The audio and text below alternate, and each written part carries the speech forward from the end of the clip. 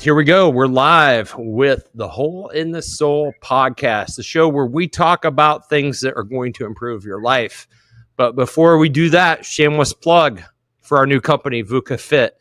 What is VUCA Fit? VUCA Fit is a resource center where you can go today and get free resources that will help you improve your life. My co-host and business partner, Jose, has been kind enough to share some of his wisdom and document it and put it into a beautiful format for you. And it's free. So I got a couple resources that you can download. Number one is 5 Steps to Becoming Unbreakable. It's a primer on the VUCA Fit methodology. Grab it before the book comes out, because once the book comes out, probably makes sense to start charging for that resource. Or throwing it, I don't know, something's going to happen with that resource, but it's not going to be free forever. The other one is the breathing cheat sheet. This is a cheat sheet that I have used when I sometimes get into a scenario where I need to perform and I don't have these things memorized. These 2 resources will help you improve your circumstances. So grab them at VUCAFit.com. Jose. Beautiful. What's up, Beautiful man? plug. What's up? What's up? Not much. Feeling good. Happy to be here. Yeah. How's the weather? The weather is kind of warm still, man. It still hasn't. We are really craving rain right now. We're at the edge, man. We're at the, you know, you ever watch those National Geographic shows where the animals are at their edge waiting for the rain? I've seen Nat Geo where the animals are doing stuff to each other, but I'm not sure if that's it. I don't know if that's it. It's when the water holes are dry and they're only the strong are still alive. That's where we are right now, waiting for rain. Got it. When does that start happening? When's your raining season? It starts in May. May 1st. Happy May Day.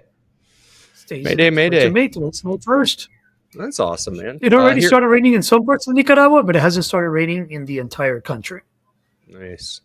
Managua, the capital, has not rained.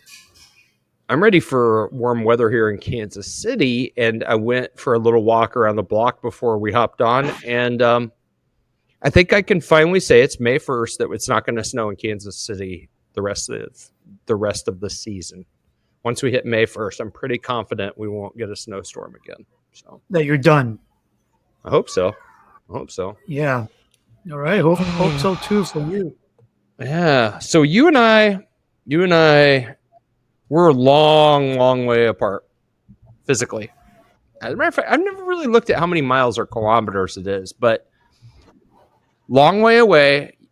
Yet when I go on social media, it seems like all the time I see amazing photos like what I saw yesterday of you impacting lives, groups of people, putting them in ice baths and taking them through the Unbreakable, your cornerstone experience, basically, Unbreakable, which is a leadership development, mental toughness type of thing.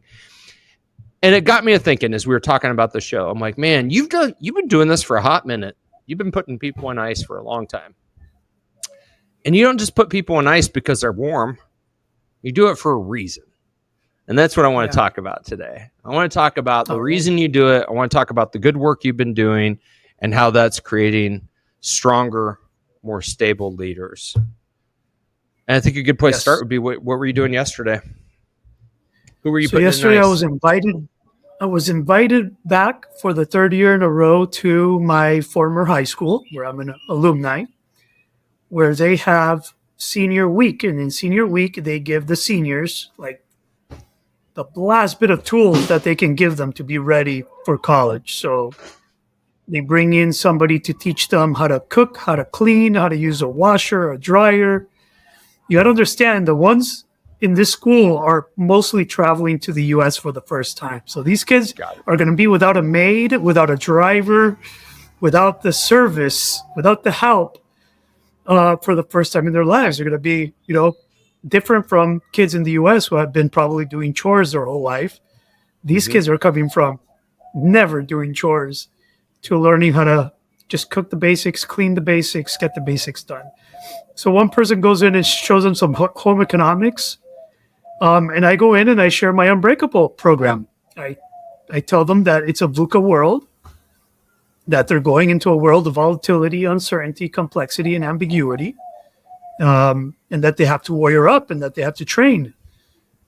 So I try to keep it as basic as possible. Try to keep it, light, not too much theory, but just you got to develop your attention, your breathing, and your body, and you got to do hard things, and you got to test yourself. I'm really fascinated by how when I'm sharing the theory, how on top of it they actually are. Like they are actually Really? like if I tell them, how do you believe you get better at dealing with stress? And they're like, you test yourself. I mean, beautiful. So here I'm going to show you how to test yourself. Or do things that you don't like. I'm like, excellent. Now, here are 7 things that you're not going to like doing that you can do. Do it strategically. Strategic stress. Use stress tactically to build your stress capacity. How to optimize your window of tolerance, like good sleep, good eat, good movement. And it's funny because I told them, you guys are old enough to get away with none of these right now, like good sleep, good eat, good movement. Yeah. But just wait until you're 27, hitting 30. This is going to catch up really quickly. And if you're on top of it before, you probably won't have those big, like shocking moments of, oh my God, my body, I can't, like I'm so tired. I can't move it. I'm bloated. I'm like, yeah, get on top of it before. And then we went into the ice bath. We had 50 plus students. It was a ruckus. It was fun. Like there was no order. Like they're fighting to see who goes next. They're fighting to see who goes in together. Like 2 friends want to go in, and it's hilarious. And I just let go of control and just go with the flow. Yeah. Here's an interesting thing though. There's a teacher of mine that's still there. She's been there since I left. She was my teacher. What? That's cool. What subject? Yes. This that teacher teach? She was I think it was world history. Oh, that's super cool. Pretty sure it was history. Does she know you? Of course, yeah. She's even a family friend. She does remember me for sure. Oh, man, that's awesome. And so that's cool. So it's funny to have her there, and she tells me, these kids are wild, and she's trying to control them, and I'm like, you got to stop trying to control these. You're gonna die from stress. Right. She's like, oh my God, they're gonna kill. It's like, oh my God, they're gonna kill me. I'm like, you just let them go. Don't judge them. Let them be. Yeah. So I think I did I think I even left. I think they liked me. I think they thought I was cool the way I managed them and I talked to them. Yeah. Yeah. I know you've been called in too, like when your daughter's soccer team was going into their big tournament to help calm their minds. So see what you're doing with kids, which is really, really cool. What about adults? I believe that you've told me that you've done a ton of things with multinational companies and things like that. So I'd like to learn a little bit more about that because I don't think I know the whole story. I just know that you've done a lot of stuff in a lot of different countries. So, I was working with in the leadership center, and in the leadership center, we had a home base. We had a center. We had a place where we brought people, and we had ropes courses, and we had everything set up. So we would receive people at the leadership center. And we would do a lot of consulting on organizational development, organizational development, culture, leadership, communication. And the first thing I actually trained in was facilitation, like how to design events, how to design programs, how to do an intake with a client, see what they're looking for, and then design the day and then facilitate the learning, facilitate the experience, mostly the learning and how do they integrate that into their companies. I went to Outward Bound for that. Part of learning how to be a facilitator, my training was to go to Outward Bound and do a 45-day outdoor leadership course and learn. Yeah, it was great. It was crazy. And learn 45 days? Facilitate 45 days. That's cool. Yes. Yeah, it was crazy. It was too much. It was the addict in me saying, go big or go home. And I went for the biggest. I went for the biggest offer they had. Yeah. I know my mentor had gone to a 4-day course and it changed his life. Imagine 45 days. Just 10x. Give me whatever 10x. I need more. Yeah, give me the 100x. That's totally the addict. Yeah. Give me Photo you've got the one that's just going to implant all this into my head. Yep, I'll take it. I mean, I'll whatever take that. whatever you got, the biggest, the best. So you do this for 45 So days. go What do to- you do for 45 days, man? Well, my mentor invested 50% of that was invested by the company, by the leadership center. They're like, we'll invest 50%, you invest 50%. It was my first investment in my development after college. It's the first time I ever put money into my own development. And today I can easily say I've put, maybe $100,000 into my development over 20 years. Just a bunch of money into courses and learning. But I went to Outward Bound. It was divided into navigating, backpacking skills. So you actually learn how to read a topographical map and how to navigate using a compass and backpacking. And, you got to get from point A to point B and you have 5 days to get there. That's like the final exam. Like at the beginning, so the way it works is the instructors lead a lot at the beginning. Then they start stepping away. And by the end of the course, we're leading the whole thing. We're making the decisions. They're letting us fail. They're letting us get lost. They're not, they're fully hands off. That's really cool. You have a group, and you make decisions. But the whole methodology is put a group of people in a stressful situation and give them a goal and watch them perform. It is crazy stressful. I mean, we would have fights. We would have arguments. Yeah. We would dislike each other. I mean, you're 45 days with the same people. You know how they smell by the end of the course. So one of them was backpacking and navigations. Then we had whitewater rafting. So we would start upriver, like in, Tennessee. And we would end 5 days later somewhere else in another state. And we would be camping on the river bank. So it was navigating and learning, same thing, learning whitewater rafting techniques. Then you would have rock climbing. We did rock climbing, which was spectacular, crazy good, more along what I love. Even very significant climbs in North Carolina, a place called Table Rock, beautiful, amazing. So you would learn ropes, knots. At the end of the course, they tell you, now you know enough to get yourself killed. So, that's the final takeaway. The final thing that the instructors told us is, now you know enough to get yourself killed. Thank you. Okay. Yeah, good talk. And then we did ropes courses. Ropes courses, but we also had theory. We did a wilderness first responder. There was a week of first responders. Like we were out there learning how to mend wounds. If people broke their necks, if people broke their femurs, if they were bleeding, if they were poisoned, if they were burned, we would do simulations. We would go out into the mountain, find people that were hurt, put them on the stretchers, the different kinds of stretchers. So we did that. We had to lead that.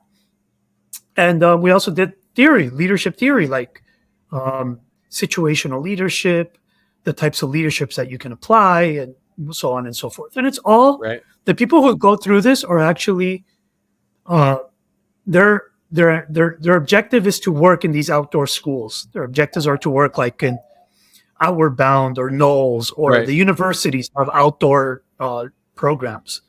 So different universities, and they want to be instructors. They want to be guides, river guides, whatever. Yep.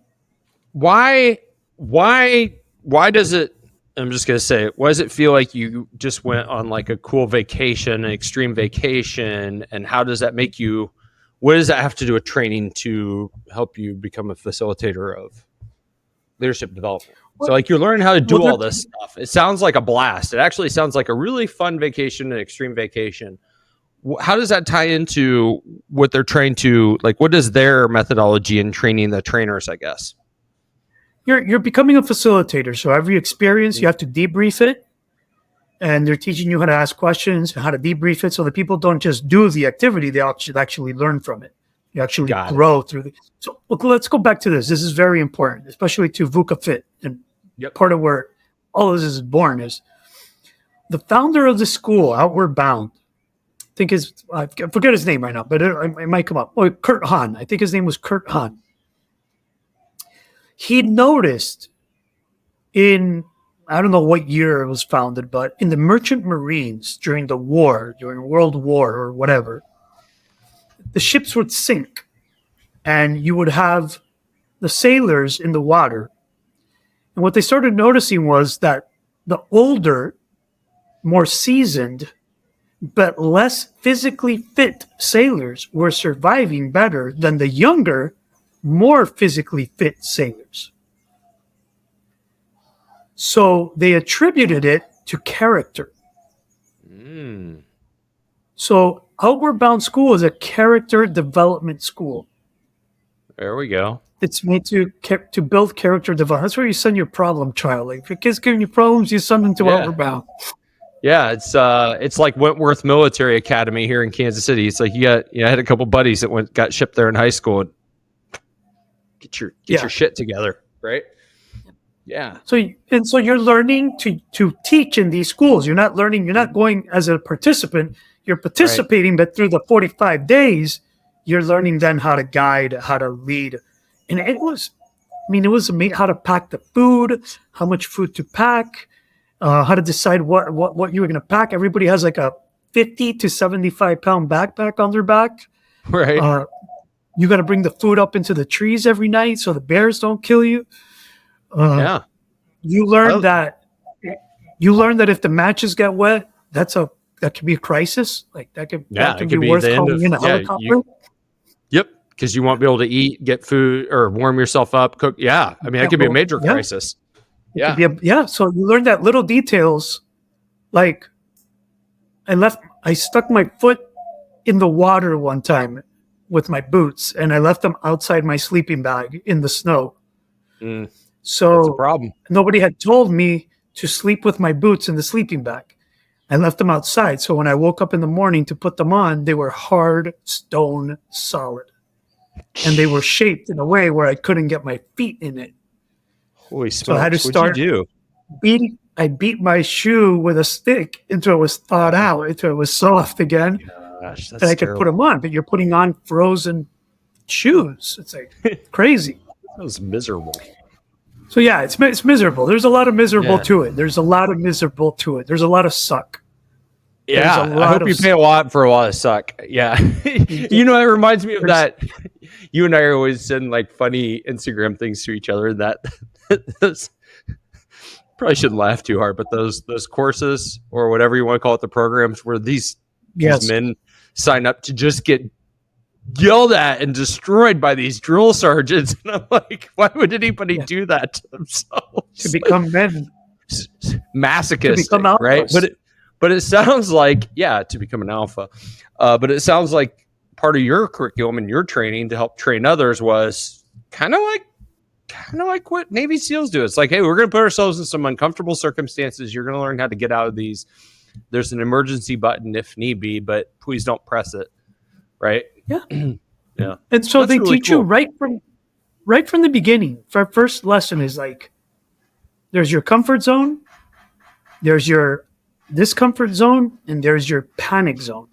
You don't grow in the comfort zone and you don't grow in the panic zone. You grow in the discomfort zone. So so I could literally feel myself stepping into my panic zone and then bringing myself back, whether it was almost drowning in a river or at the top of a rock climb pitch, or when the cold was just too much and brutal and we were lost. So we were lost and it was cold. And I just wanted to eject. I just wanted to be like, get me out of here. Take me home, bro. Like this is good. And so bringing yourself back from that was very transforming. It changed my life to just understand that concept. Like, okay, I'm in my panic zone. I'm in my discomfort zone. I'm in my comfort zone, and so on and so forth.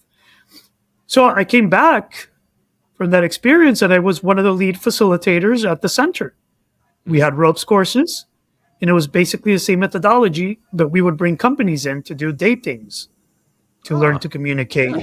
So that's basically it. It was so we did have a week of ropes course in Outward Bound. So we did do whitewater rafting, rock climbing, navigating, and a week of ropes course. I could have just gone for the week of ropes course. What does that mean? Huh? I don't know what that means, so we can't assume anybody else does. What's a ropes course? What's the goal? Is that where you like tie yourself up to like a harness and you go climb around in the trees and overcome your fear of heights and things like that? Okay, cool. And so it's different obstacles. Well, okay, I understand what that is. Well, and some of the obstacles are done in partnerships. Some of them have a team element to it. So they're designed. Trust falls. There's trust falls. I did trust falls. I did the whole group dynamic. We have ropes. We have high ropes and we have low ropes. Low ropes are the little games you do on the ground. High ropes are when you put the harness on. And I even learned how to give maintenance, like how to clean the cables, change the cables, how to make sure that everything was solid. And I was leading the team. I was a team leader of the facilitators and the maintenance guys. Well, that's good to know because I never do those. We don't travel internationally as much as I'd like to, but let's just think about Costa Rica, where zip lines and things like that, or even in Branson. I'm never the guy to go on those because I'm always like, who's the person who checked to make sure the knots are tight? But you were that guy for a hot minute. You were the guy, and I would trust you to make sure that my harness was tight and I wouldn't come cratering to the pavement. So it's good to put the fact that I was that guy makes you feel a little better. The fact that I was that guy. Sorry, go ahead. No, I wasn't saying anything. You're good. The fact that I was that guy, I don't get on any of those things either or anywhere. Screw that, man. Like I know the type of people that might be behind these things, and I don't want to have anything to do with them.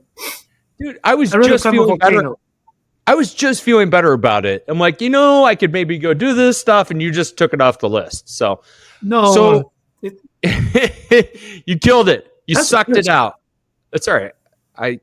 I don't want to die of anything stupid, and I would perceive if I died on a zip line of dying from something stupid.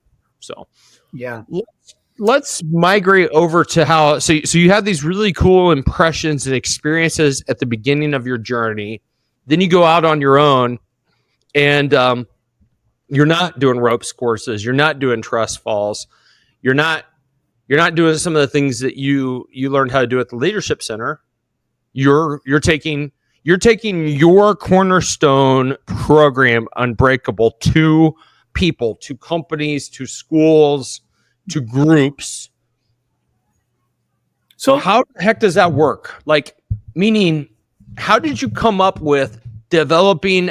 How did you walk me through the origins of how you developed the Unbreakable program, like the protocols, I guess, of saying, hey, you know what, we're going to put people on ice. So yeah. So when I left the center on my own to do coaching, one-on-one coaching, I started training as a coach. I mean, I've shared with you how I met my mentor and started training as a coach. And I was still doing a lot of consulting, a lot of stuff around integration, cohesion, culture. But my main focus, what I wanted to focus mostly on, was leadership. So I was always wanted to work with the leaders. Like they would tell me, okay, well, you're going to work, you're going to do some values. And I would facilitate a lot of change processes. And I was a good facilitator. That's my zone of excellence. I mean, I can design these things. I can execute on these, the roadmaps of how to, transform a culture. But I always wanted to work with the leader. And in leadership, I started coming up with my own program. It was called Conscious Leadership. That's all it was. It was called Conscious Leadership. And I started incorporating some practices into leadership development, like mindfulness, learning about neuroplasticity. I started teaching what was interesting to me and what I thought would work and what I thought would be the best. And I stopped teaching a lot of things that a lot of people teach. So I was like, no, this is what I want to share. What's an example of something that a lot of people teach that you stopped? Situational leadership, trust falls, situational leadership. But I was learning a lot about embodiment. So I would bring these balance boards to my workshops. I would bring balance boards and people would balance, and I would talk to them about navigating polarity. So we were talking about polarity management, but then the balance board was like, you got to always be moving from one to the other so you don't fall. And so Yep. I would bring in an Aikido master, and we would do things with Aikido. I would bring in yoga instructors, and we would do things with yoga. I brought in a kung fu teacher one time, and we would. So I would. But what really did it, Kevin, was that I had. Go ahead. Your business partner is a black belt in Taekwondo. I mean, do you need me? Yeah, I'm there, we could man. do things. You need me to come down? No. You need me to come down and help? So yeah, no, we could definitely use all these disciplines to teach. These are all just disciplines to teach. Yeah. And so before it was ropes course, now it's like, let's do some martial arts and see how that kind of goes parallel to life and leadership, right? Yep. But there was one key thing where I got lucky. I had one client who trusted me so much that he just said, do whatever you want in my company. So we were doing a cultural transformation where the value that he wanted to promote the most was happiness. Okay. He was like, how do I make happiness the core of my culture? Okay. And he actually helped me invest in Barrett's Value Center. And I actually went and trained on, okay, how do we do this? So I actually went into a consulting company and I learned their method and Zappos, and I studied Zappos, and I studied all these great companies with culture. And I understood the roadmap, and I'm like, let's do it. This is the roadmap. Yep. And I executed that roadmap, and I did it with him for 3 years. I consulted in his company, and he would just let me do. He trusted me. He's like, I was like a fractional organizational development consultant. Yeah, makes sense. For 3 years. Yeah. But he would let me take them to yoga classes. He would let me take them to a whole bunch of stuff that other companies weren't always open to. They're always like, what's this about? So he gave me a white canvas to work with. And just do you. He just told me, do you. Okay. And not everybody gets that. Not everybody gets that opportunity. No. I think I would think a lot of leaders of a business wouldn't just say, hey, go, So it's good. Yeah. So as we went down that roadmap and we got to we got all the needed stuff done, like the values and the everything that had to do with culture, I started hitting the how to do great work. I started hitting the frontier of leadership development for myself, and I started digging in more into leadership development, and I got to explore, and I got to. One day he told me, I want to do something on customer experience. And that's the first time I said, you know what? I don't want to do that anymore. I want to teach conscious leadership. And I want to teach, and I want to take leaders to do silent retreats. And I want to take leaders to do meditation. And I want to take leaders to connect with their bodies. And I want to take leaders to experience breathing. And so I started learning how to breathe. I came upon Wim Hof. I started learning about ice baths. And then I just started going deeper into, when I started that, I didn't know that I started putting it together, synthesizing it, grabbing it from every place for myself. And then when we had the crisis in 2018 in Nicaragua, it consolidated everything. It's like people were getting VUCA fucked. Right. And I needed to support them in terms of going to prison, doing things. I mean, we're talking VUCA fucked, meaning the biggest case that anybody could imagine, losing their lives and their livelihoods, right? Losing their livelihoods, losing their companies, potentially going to prison. People were under a lot of VUCA, a lot of volatility, and they're like. And so I had to dig deeper into, okay, how do we become stronger? What does this mean? What is required of us? And I was getting into ice at that time, and it was just a perfect storm. The ice where I was, then the Unbreakable, it just all came together. And in 2018 was the first Unbreakable in December. The crisis started in 2018 in April. By December, I had consolidated, and it went from being a 3-day program, like, oh, I need 3 days to teach stuff, to no, if I want to replicate this and sell it and like sell it, there's actually a business element to it. Like, how can we sell this? I need to package this into 4 hours. Right.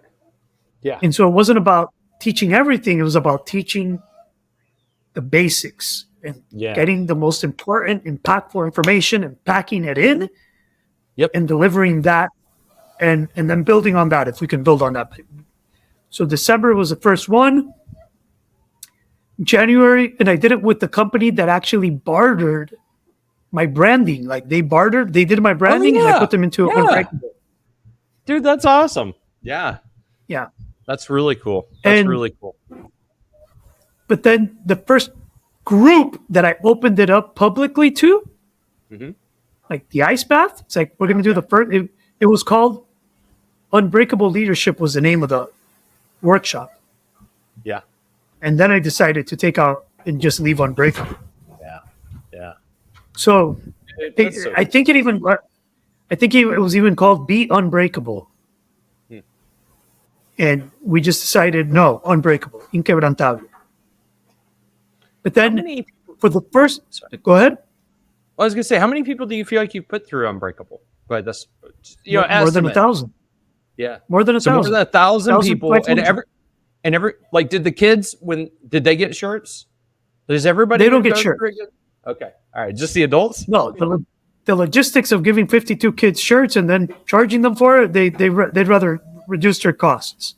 Yeah. So the shirt is like, you got to pay for the shirt. Yeah. Got it. But they could get the shirt. They should buy the shirt online. No, we don't sell it. I always say it's not for sale. It's earned. But now you just told me everybody buys it. So now I'm like, rewards. No. The only way you can buy it is if you've done the work. If you've gone through Unbreakable. Yeah. So more than 1,000 people. But it was interesting because after the first Unbreakable, the first time I had already been getting in ice. I'd already come up with the concept. I already had, Unbreakable, the first version, the first few versions was in a yoga studio. Oh, cool. With vegetarian food, vegan food. It was a whole experience. It was a beautiful experience. That sounds cool. You had to eat in silence. It was a little more, there was more to it. But as I started polishing it, the first one that I opened up to the public sold out in less than a day. And that was the first time I had ever sold anything out in less than a day. It's so cool. So there was something there when I sold it to my low-hanging fruit, to my audience. Yeah. It went like that. That's really crazy. And then the first EO group hired me to do it at the beach. Entrepreneurs organization. Okay. Yep. No, it was YPO. It's actually Young Presidents Organization. Young Professionals Organization. No, Young Presidents. Okay. Young Presidents. Cool. Young Presidents. These guys run groups of companies. These guys are like, they're inheriting like the Trump name. Like they're presidents of groups of companies. And they hired me to do one. Then the shirt came up along the way. The first group doesn't have a shirt. And I always told them, you guys don't get one. You guys are Sub-Zero. You don't get an Unbreakable shirt. It's just the way it is. Yep. And so, dude, it just took off from there. Yeah. It just took off. It just started replicating. And people kept on coming. And I did it 2 ways. I opened up to the public and I also offered it to private groups. And well, I've seen today, 7. Go ahead. In the photo library, when we first started building VUCA Fit, you just dumped a bunch of photos, and I'm like looking at all these photos of different groups of people, going through Unbreakable. Not only in Panama, Costa Rica, Honduras, Nicaragua, but also in the United States. Like you've done it in Texas. You've done one in what? Atlanta? Miami. I'm not quite sure. Miami. Oh, so Miami, Dallas. You know what's getting ready to happen? Dominican Republic. I did YPO Miami. YPO Miami did one. That was beautiful because they have a lot of money, man. These guys they had a big mega yacht in the yard, and it was just, dude, awesome. It's taken me to some amazing places. Well, I say put on your seatbelt, because part of what we're trying to do with this movement, I will call it, is help more people become more unbreakable. And in order to do that, we're going to have to go to people. I mean, you can buy if anybody's listening, they want to take like a masterclass on it. We do have one for sale on VUCAFit.com, which you can do by yourself. It's self-guided and all those things. But to get the real experience, you got to have Jose there to lead you. And I think it's through 4 hours. Like, that's a very doable thing for a lot of companies. So I'm excited to see more of what we're going to be doing here in the States, as well as what you're doing in Central America and South. Well, you haven't been in South America yet, have you? So more than 1,000 people, 7 countries. You know who loves me? The guy who makes the shirts. I bet he does. Yeah. Because is that the guy you were talking to when we were in Dick's Sporting Goods in Houston? Is that the guy you were talking to about making your shirt for your climb on your volcanoes? Yeah. He makes this shirt. He makes every shirt that I wear. He makes them. And they're very high quality shirts. I don't give out. The Unbreakable shirt is a high quality shirt that I don't want people to turn into a pajama or something that's just laying around. No, I want people to wear it. So yeah. Well, you know how I feel when I wear mine, and probably a lot of how we got here. It's a lot like the shirt I'm wearing right now. I don't want to take off my shirt and get naked on the screen, but it says black belt on it. I don't wear this shirt if I'm not a black belt. I think that's just asking for trouble. Well, I also don't wear a shirt that says Unbreakable unless I feel like I'm unbreakable. And I told you, man, I said psychologically when I wear this shirt, I feel like a badass, because I didn't get my shirt after my first Unbreakable experience. I got my shirt after doing work for a couple of years, and then you gave it to me. And once I got it, I was like, man, this is representative. This isn't just a shirt for me. It's not just a shirt, and I still feel the same way. It's a coat of armor to a certain degree that I feel like, yes, I'm going to get my pro rata share of VUCA that the world is going to offer me. Just like everybody else, I'm not special. I'm going to get my own. But compared to the average American, I am way more equipped to manage that than most people are because of training. Because I've trained, just like train for martial arts, just like train for skateboarding, just like train for my sleep. You got to train. You got to freaking train. Yeah. And the Unbreakable course is just kind of the beginning, like figuring it out, right? But it exposes you to it. It's interesting that probably this story, the birth of Unbreakable, it needs to be in the book, and it's not. So I think I need to figure out a way to put it in there, because it is born. Crisis. What book? Yeah, What book? What book? What book? Fit, or VUCA Fit book. Oh, training manual for life to become unbreakable. Dude. Yeah, I gotta tell the audience here, man. So Jose's writing a book. I am providing creative direction. I'm gonna write the foreword, but this is all his writing. And watching this process with our publisher has been really, really cool, and also insightful through the creative process. And I just want to give you a pat on the back for A, getting the first draft done, and B, now going through the process chapter by chapter and really seeing how it all fits together. So we provide something that's worthwhile to the readers. I mean, that's really, because we're not going to get rich selling the books. Nobody does, unless you're James Patterson or whatever. It's really a passion thing. As a matter of fact, we'll probably lose money on it.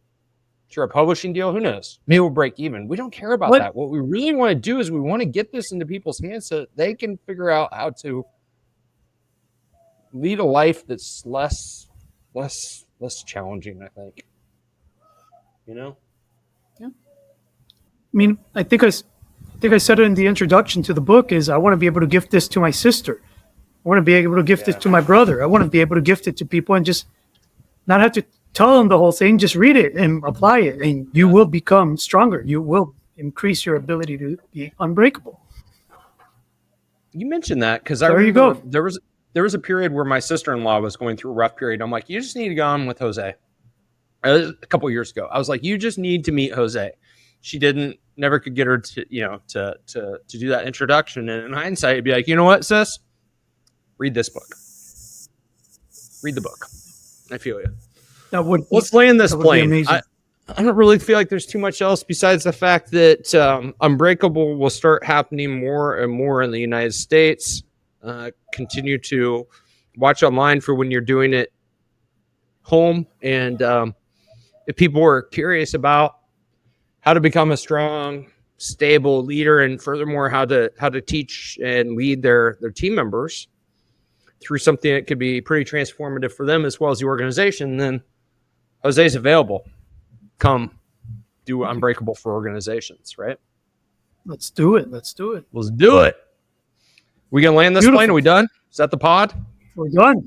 We're good. We're done. Cool. Well, I'm gonna wrap us up then. Ladies and gentlemen, 2 asks. 1, smash the subscribe button. 2, reviews. We thrive off of them.